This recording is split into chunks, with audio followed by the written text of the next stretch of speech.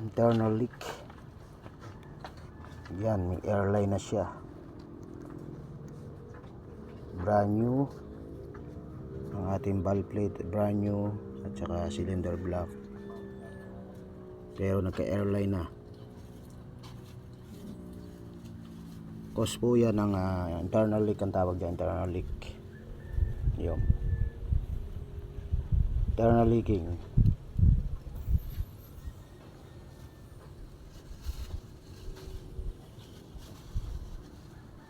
Kaya mahalaga ang internal, mahalaga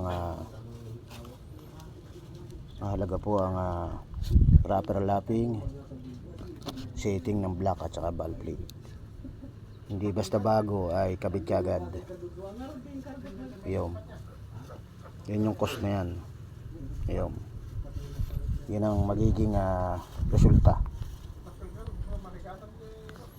Yan, brand new ang ating valve plate, pero leaking siya, internal leak. Ito yung walang standby pressure at mababa ang pressure ng main pump natin. Yan.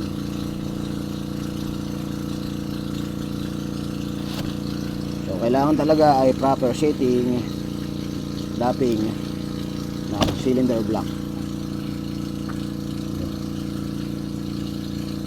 Airline, yun yung internal leak.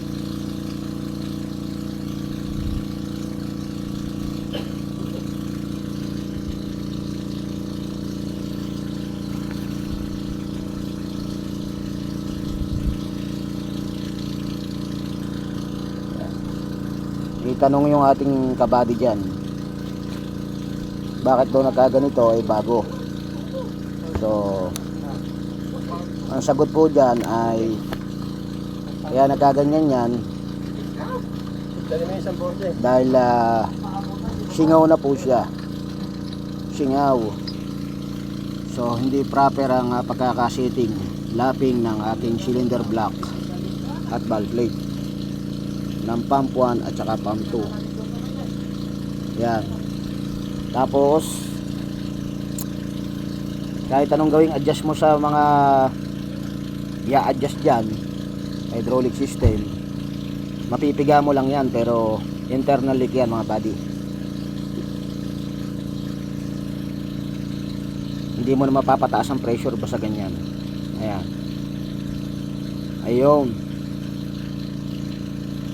Ayan. Ito rin yung cause ng walang standby pressure. Ayan, may airline na siya. Ayan.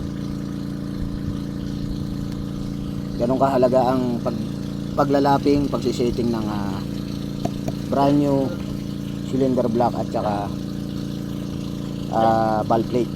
Kailangan pag brand new nagpalit ka, ilalaping mo. Ayaw, hindi basta lapping lang. May mga tamang setting, lapping yan. Ayan. Yan yung cause. Yun.